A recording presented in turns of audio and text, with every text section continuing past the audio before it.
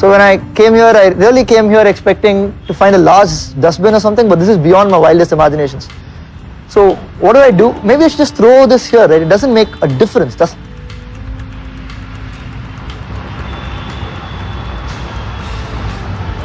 Or does it?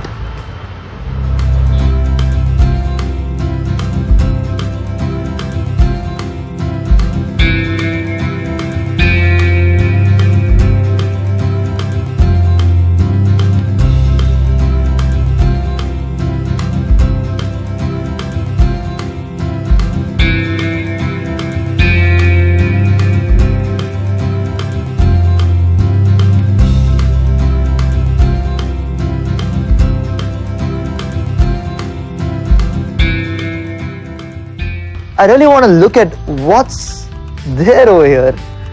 What kind of garbage are people throwing the most? Are we throwing the most? So you can see that there's a lot of plastic bags that are being thrown. Say a bit of half-eaten groundnut shells over there. There's even a bulb over there, and there's one more over there. Half old clothes that have been used. Some animal waste over here. There seems to be all kinds of things that are being thrown, but if I have to really pick the most harmful of these or the hardest to deal with, then I think what do you think you'll pick?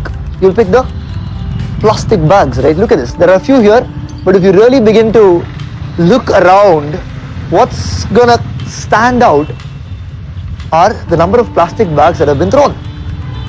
So I think most of us are just taking the garbage in our house, putting it in a plastic bag and just throwing it out over here.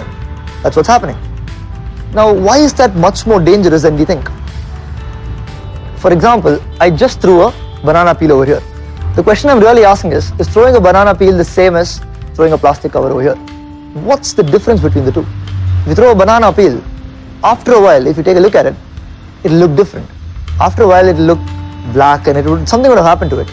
But if you throw a plastic bag over here, it's going to remain there in the same way for a really long time. In other words, there is no concept of rotting for plastic, and that makes it extremely hard to get rid of.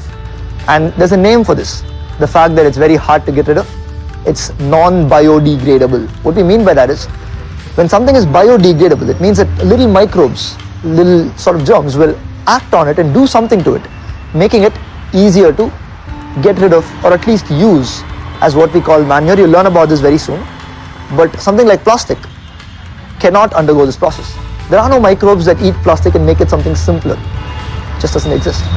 So it so happens that, say, a banana peel or cut vegetables, all these are biodegradable.